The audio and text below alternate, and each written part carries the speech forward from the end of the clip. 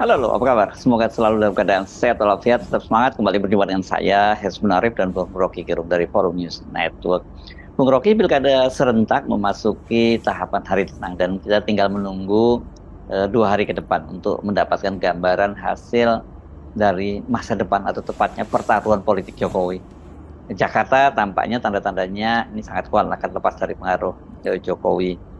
Jateng ini masih struggle. Dan di kampanye akhir pasangan Ridwan Kamil dan Suswono, Pak Jokowi itu tidak hadir di sana karena dia memilih hadir di kampanye Akbar Ahmad Lutfi dan Tati Yasin di Jawa Tengah. Dan kalau di Jakarta itu bukan hanya Jokowi yang tidak hadir, tapi juga para ketua umum partai Koalisi Indonesia Maju Plus itu tidak ada yang hadir. Ya betul, ini minggu tenang, tetapi Jokowi tidak tenang. Dan itu tanda yang sangat jelas betapa kekuasaan yang masih berupaya untuk menggeliat akhirnya lumpuh total tuh. Itu yang terjadi di Jakarta. Tak satupun gairah dari Kim Plus ini untuk mendukung Ridwan Kamil.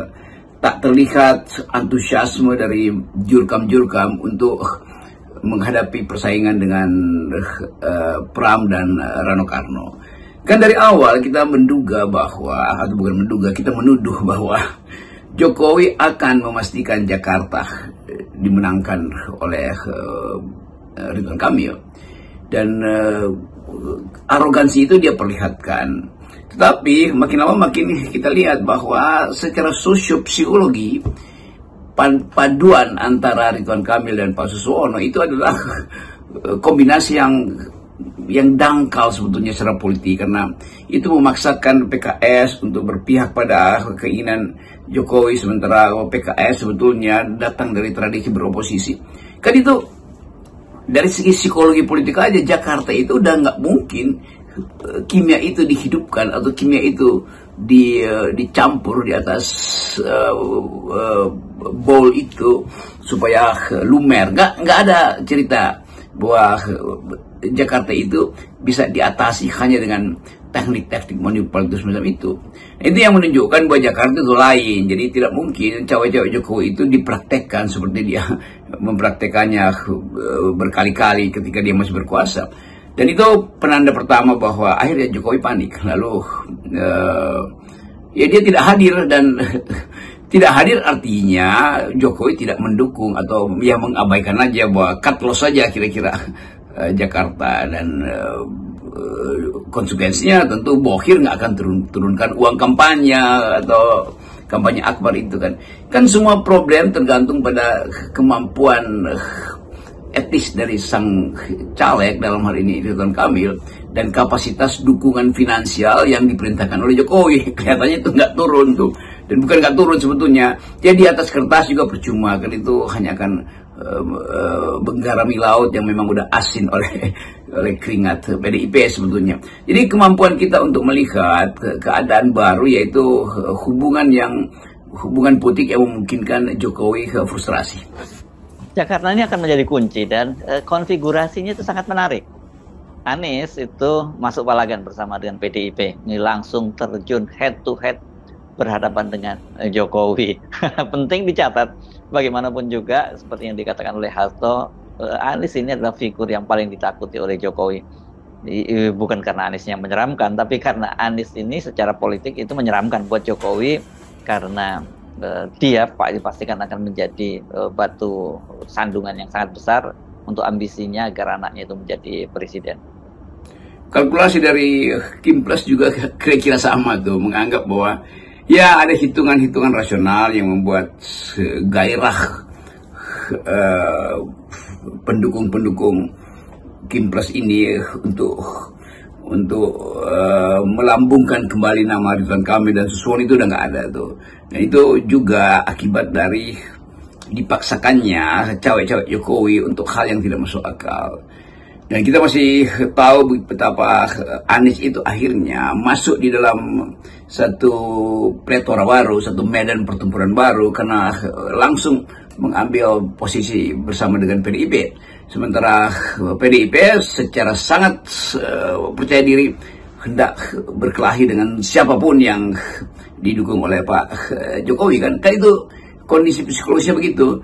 Karena itu keterangan dari Mas Hasto, Sekjen PDIP itu betul-betul, maksudnya keterangan Hasto dalam perbincangan dengan Akbar Faisal itu viralnya minta ampun, dan itu penanda bahwa memang rakyat Jakarta hanya tinggal menunggu diucapkannya kritik lebih mendasar terhadap Jokowi oleh PDIP, dan Hasto, Pak Sekjen PDIP melakukan hal itu dengan sangat baik, dan itu meruntuhkan semua sisa-sisa kecurigaan bahwa Jokowi akan bermain jujur, dan ternyata itu bertepatan dengan masuknya Anies ke dalam wilayah pengaruh Rano Karno dan Prabowo.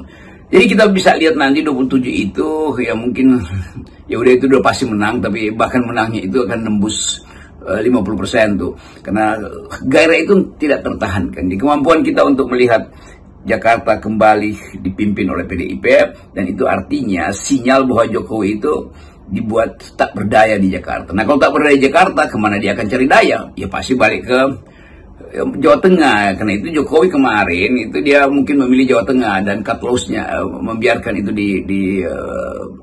mending rugi di DKI ketimbang memaksakan masuk DKI tetapi juga akhirnya rugi dan terlantarlah Jawa Tengah. Jadi para penasihat Jokowi pasti memutuskan Pak Jokowi di Jawa Tengah aja tuh, dan itu juga akan jadi blunder juga tuh, karena tetap suasana di Jakarta akan terbawa ke Jawa Tengah.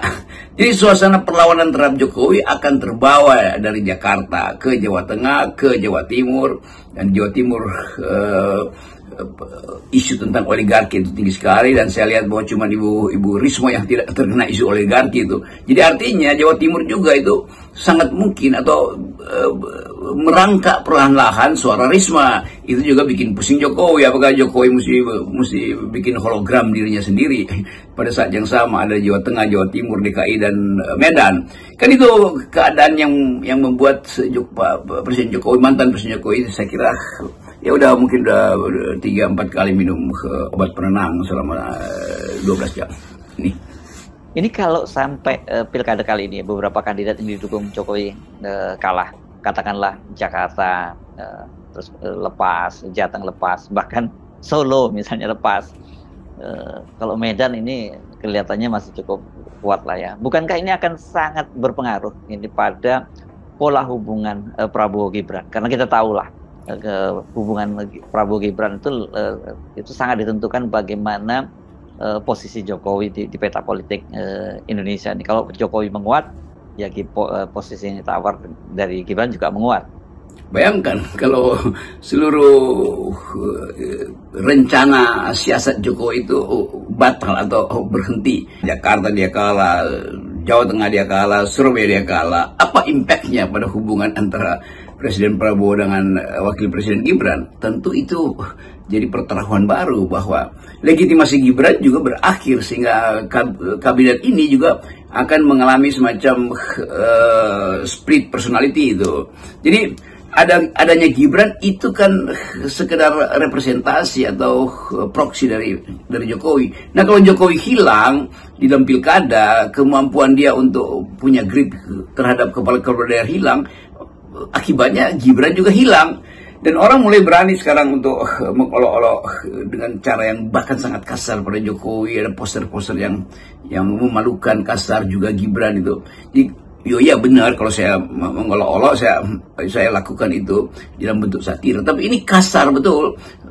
Kemampuan netizen dan mungkin juga masyarakat kecil itu menganggap bahwa ya memang udah saatnya nggak ada Jokowi dalam politik Indonesia, artinya nggak ada Gibran, artinya nggak ada Bobi segala macam kan.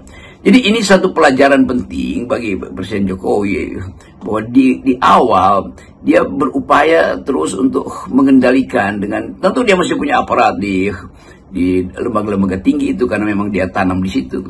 Tetapi kan politik itu menjadi cair langsung ketika tanaman utamanya itu dimakan rayap. Tanaman utamanya itu adanya di Sumatera Utara dan di Jawa Tengah dan di DKI. Lalu semua itu akhirnya batal tuh.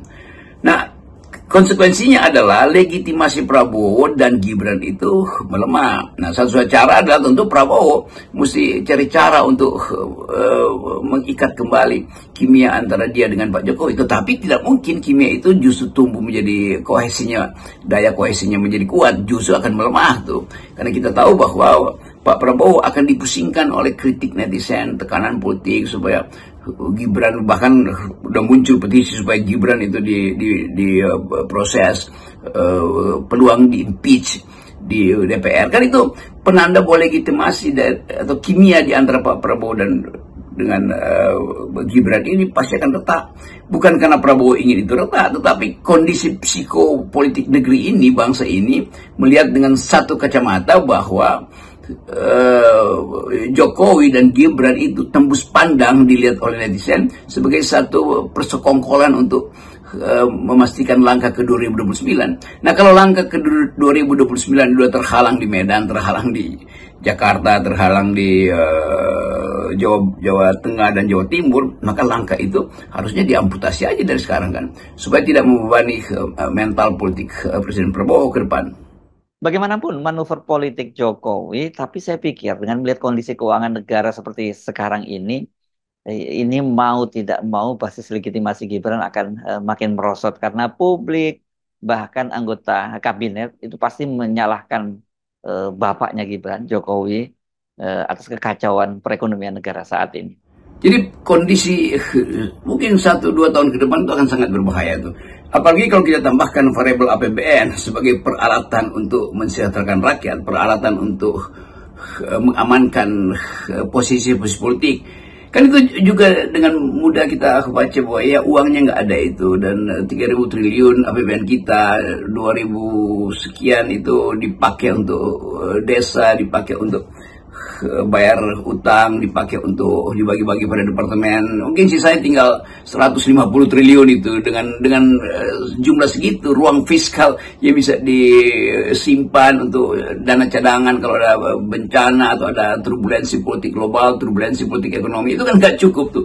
Apalagi kalau itu jadi semacam penanda bahwa ya kita gagal berhemat, karena itu mesti dicari siapa kambing hitamnya, ya pasti Presiden Jokowi kan. Jadi APBN kita tidak mungkin dipakai secara luas akhirnya untuk mensejahterakan rakyat. Apabila terjadi goncangan tuh, buffernya itu tuh, shock breakernya itu langsung patah tuh. Nah, ini yang memungkinkan kita menduga bahwa akan ada kesulitan di dalam kabinet ketika menghitung efisiensi, dan dalam keadaan semacam itu tentu beban itu hanya dipikirkan oleh beberapa 3-4 menteri itu yang secara kuat otaknya mampu memprediksi kemungkinan APBN itu nyungsep. Nah, Gibran ngapain sebagai wakil presiden, maksud saya tuh? Jadi dia nggak tahu, kan dia nggak ada fungsinya di situ kan.